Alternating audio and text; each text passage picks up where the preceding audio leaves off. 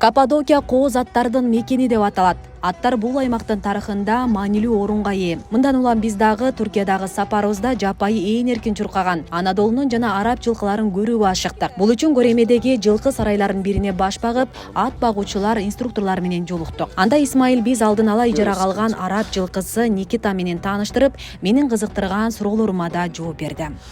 Турлар için Arap atları ve bizim... Ар күнү турлар болот бизде. Турубузда араб жана Анадолу жылкыларын колдонобуз. Араб ургач аттары 85-90 килограммга чейин көтөрө алат. Ошондуктан туристтердин салмагын алдын ала текшерилет. Бул аттын аты Никита. Араб аты 9 жашта. Биздин 50гө жакын атыбыз бар.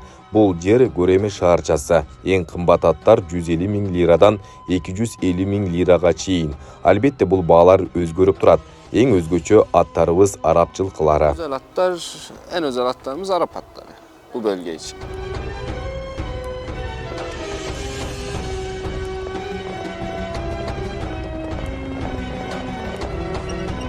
Бир туугандар негиздеген сарайда жалпы 40тын тегерегинде ат бар экен. Анын көпчүлүгүн араб жылкылары түзөт.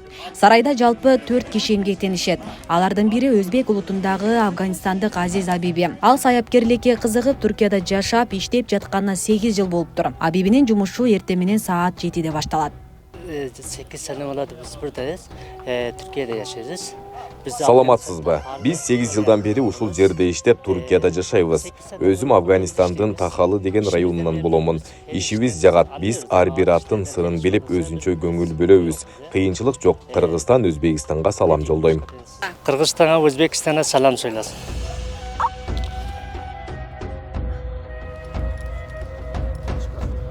Араб аттары 85-90 килого чейинки салмакты гана көтөрө алат. Ошондуктан жылкыларды ижарага алууда биздин салмагыбыз, боюбуз текшерилип, ошого жараша Анадолунун аты же болбосо араб жылкылары минүүгө берилди.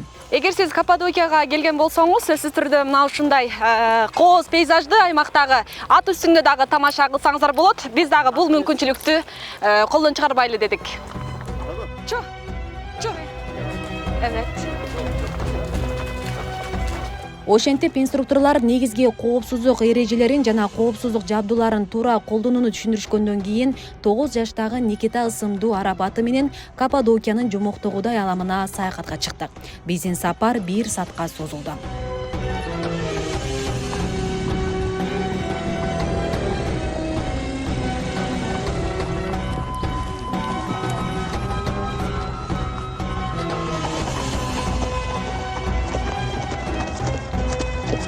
Белгилей кетсек, биздин сапар Түркия элчилигинин маданият кеңешчилигинин демилгеси менен Түрк аба жолдору жана Түркия туризмди өнүктүрүү агенттигинин колдоосунда уюштурулду. Асел Сыдыкова, Мирзат Сапаров, Түркия Республикасы, Каппадокия, регион телеканалы.